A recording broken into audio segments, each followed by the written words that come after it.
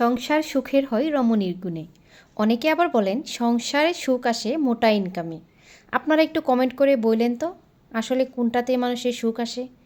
তো আমি তো মনে করি সংসার সুখের হয় রমণীর গুণে।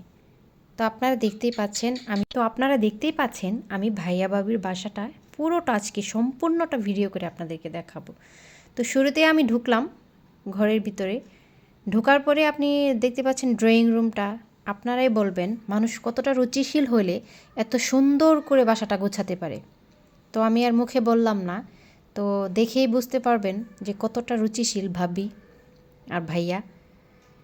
তো আমার কাছে খুব ভালো লেগেছে, এত সুন্দর সাজানো গোছানো। এটা হচ্ছে ব্যালকনি।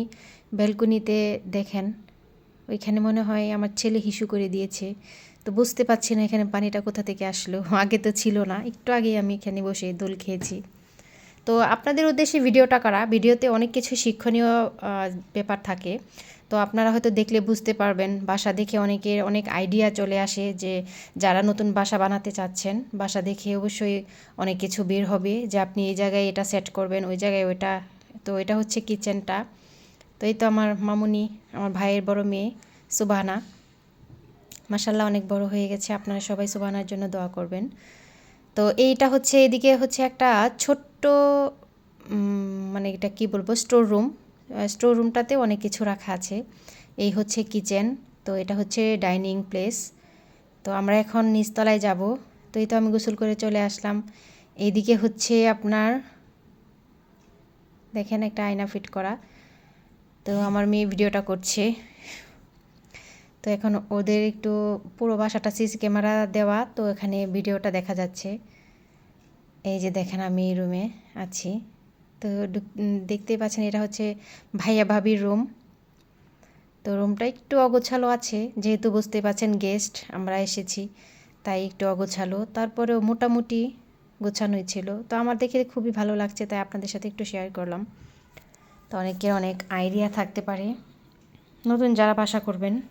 হ্যালো এভরিওয়ান, আসসালামু আলাইকুম। সবাই কেমন আছেন? আশা করছি সবাই খুব ভালো আছেন। তো আমরাও ভালো আছি আলহামদুলিল্লাহ। আমাদের জন্য দোয়া করবেন। আমরা অনেক ভালো আছি, যেন আরও ভালো থাকতে পারি আর আপনাদেরকে অনেক সুন্দর সুন্দর ভিডিও উপহার দিতে পারি। তো এটা হচ্ছে বাচ্চাদের রুম। বাচ্চাদের রুমটা একটু অগোছালো এলোমেলো থাকে। তো ওরা দুই বোন হচ্ছে এখানে থাকে এই রুমটাতে। মোটামুটি গোছানোই আছে। তারপরেও ভিডিও করার সময় আপনারা কেউ উল্টাপাল্টা কমেন্ট করেন না।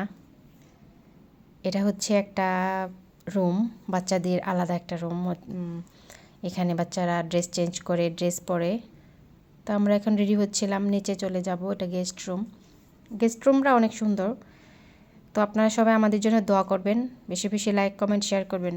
আল্লাহ হাফেজ, ভালো থাকবেন সবাই।